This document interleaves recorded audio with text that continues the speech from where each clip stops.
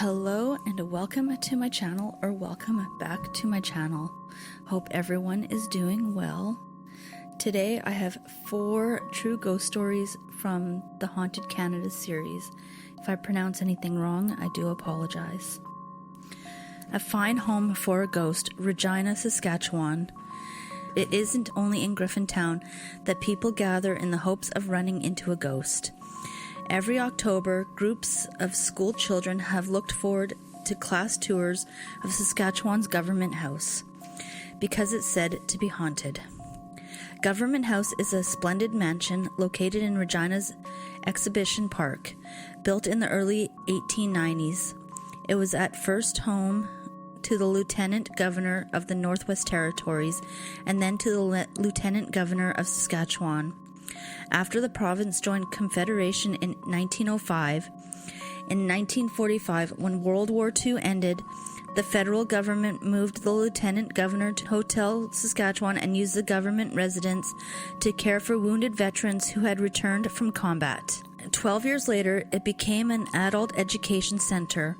In the 1970s, several groups interested in preserving Regina's historic sites organized an effort to restore the building to its original elegance. And in the 1980s, it became the Government House again. Lieutenant governors didn't live in it anymore, but their offices have been there ever since, and it's where the Queen's representative hosts many special occasions. It's also home to a museum highlighting Saskatchewan's history. The last lieutenant governor to live in the mansion was Archibald McNabb. He served the province in that position from 1936 to 1945. During that time, a cook named Shung became ill and died in his room in the servants' quarters. After his death, people could still hear him shuffling around in his slippers through the house's many rooms. Some people still hear those footsteps. The building staff think it's Shung's ghost that shifts things from one place to another, mysteriously opens and closes doors, flips up the corners of tablecloths, flushes toilets in empty bathrooms, and appears briefly in the kitchen every now and then. And even though it frightens some workers to feel an invisible presence hovering in the back stairwell, or to hear footsteps in the hall when they're alone, they've accepted the fact that a ghost has found a home in the mansion. They've even given him a nickname, Howie. So Howie, whoever or whatever he is, gets blamed for all the strange goings-on in Government House. He's also the reason the youngsters are so willing to soak up a little history touring the stately home and museum. They're especially attracted by the program that runs in October. It's called Halloween with Howie. It's fun, it's educational, and it sends shivers up their spines. The Voice of Evil, Clarendon, Quebec. Susan Daig liked her new log house. It was small, just one story with an attic. But she, her husband, George, and their 2 young children, Susan and Johnny, were settling in nicely. They had built the home in 1889 on a farm in Clarendon, Quebec, a community on the Ottawa River about 10 kilometers south of Shawville. Imagine her disgust then when she returned from the cow barn after the morning milking to find her kitchen reeking of human feces. The filthy waste, most likely from the outhouse, had been smeared on the floor from one end of the house to the other. September 15th, 1889 was turning out to be a very unpleasant day. 2 other children were living in the Daig household at the time. One was Dinah Burden McLean, a poor 11-year-old girl who had been sent from Scotland to an orphanage in Belleville, until a Canadian family came forward to give her a good home. The Daigs had adopted her with that in mind, and also in the hope that Dinah would help Miss Daig care for the 2 younger children. The other was a second orphan, a boy named Dean, who worked for various farmers in the area when they needed extra help. Early on the morning of the 15th, Dean had found a $5 bill on the kitchen floor when he climbed down the ladder from his sleeping corner in the attic. In 1889, $5 was a lot of money, and he had given the bill to Mr. Daig, telling him where he had found it. but George was suspicious. The night before, his wife had tucked the bill safely away in her dresser, along with a $2 bill. After Dean headed outside to do some chores, George asked Susan to check the drawer to see if the $2 bill was still there. It wasn't. So George climbed up to the attic to look for it and found it in Dean's bed. Assuming that Dean was a thief and that he had made the mess in the kitchen to distract them from the theft, the Daggs ordered him to leave and reported him to the local authorities. The next day, though, they weren't so sure they had done the right thing. Dean was gone, but the disgusting waste was back, in the cupboards, on the beds, and mixed in with the food supplies, and they had no clue who the nasty, filthy spreading culprit was. They had no idea, either, about the spilled milk, broke dishes, moved chairs, knocked over a table, and even splashed water in Mrs. Daggs' face. Not only were the Daggs mystified about what was going on in their house, they were frightened. So when George had to be away from home a few days later, he asked his father to come and stay at the house. That's how John Dagg ended up witnessing some of the spooky incidents plaguing his son's family. He was there when the window started breaking. He went outside to try to catch the vandal, but there was no one in sight. To add to their misery, over the next several days, the family had to put out dozens of small fires that broke out spontaneously. And one afternoon, an invisible hand hacked off Dinah's long braid and cut out large chunks of young Johnny's hair. Then, just when the Daggs thought the situation couldn't get any worse, it did. The unseen force that had been tormenting them so terribly started targeting Dinah specifically. She began seeing a dark shape in the house when no one else could, and hearing a deep, gravelly voice uttering shocking, crude, and vulgar things. She was terrified, and so were the Daggs. Desperate for some peace, they sent Dinah to stay with John Dagg for a few days, and the haunting ceased. But as soon as Dinah returned, it resumed. By then, word about what was happening at the Clarendon farm had spread throughout the district, and curious neighbors were showing up, hoping to see for themselves some of the eerie incidents. Desperate for an explanation, the Daggs consulted a fortune teller, brought in clergymen, and agreed to have a man named Percy Woodcock from Brockville, Ontario, spend some time with them investigating their plight. Woodstock was a well-respected Canadian artist who was also very interested in paranormal or supernatural occurrences. Articles about the Clarendon's spookiness in local Ottawa Valley newspapers had sparked his desire to learn more about it. He arrived at the Dagg farm on November 16th and spent 2 days interviewing all family members and anyone else who had direct knowledge of the bizarre going-ons. He went outside with Dinah to a small shed where she had last seen the evil spirit that spoke to and through her.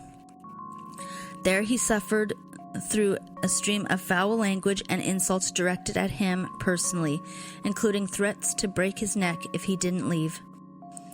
More encounters with the snarling invisible speaker continued the next afternoon, when a crowd of neighbors gathered to watch Woodcock challenge the phantom to identify itself. In turn, it claimed to be both devil and an angel, leaving observers frightened and confused. After Woodcock left, a minister arrived and the crowd started singing hymns. The ghoulish spirit joined in briefly, laughing in efforts to drive it away, and then it left, threatening to return the next day. Woodcock kept detailed notes of everything that had happened at the Dagg farm in the fall of 1889. He also obtained signed statements from several other witnesses and published his findings in a long report in a Brockville newspaper. He made no mention of the torment continuing after November 19th, and there is no known record that it did.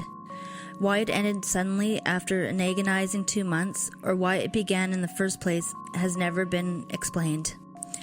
Some locals at the time thought the whole affair was a hoax, but why would the Daggs and Dinah try to fool people in such a way? What could they hope to gain, other than a lot of negative publicity?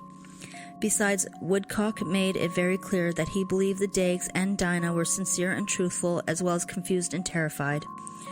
There were some suggestions that a poltergeist might have been responsible for the bizarre events at Clarendon. A poltergeist is said to be a mischievous, sometimes mean spirit that does things like make strange noises, shake and rattle furniture and windows, snatch and grab small items, and send things flying around a room. It's usually active at night and most often makes its presence known in a household that includes a teenage girl who's under some emotional strain. After a few days or weeks, it seems to stop what it's doing as suddenly as it started. A poltergeist haunting might very well explain what happened to the Daggs and Dinah. Maybe Dinah deeply missed her home in Scotland, leaving her vulnerable to an encounter with a nasty spirit such as this one.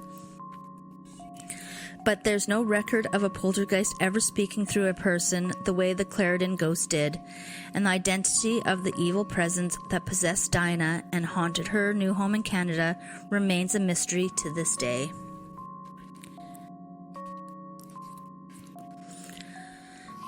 Girl on the River, Payne Court, Ontario. Payne Court is a village located on the Thames River near Chatham, Ontario. It was settled in the late 1700s by poor immigrants from the Detroit area of Michigan who moved onto native lands here. By the 1820s, it had become one of the earliest French-speaking communities in southern Ontario. The village's historical significance is highlighted on a plaque put up by the Ontario's Heritage Foundation in front of Payne Court's Church of the Immaculate Conception. What the plague doesn't say is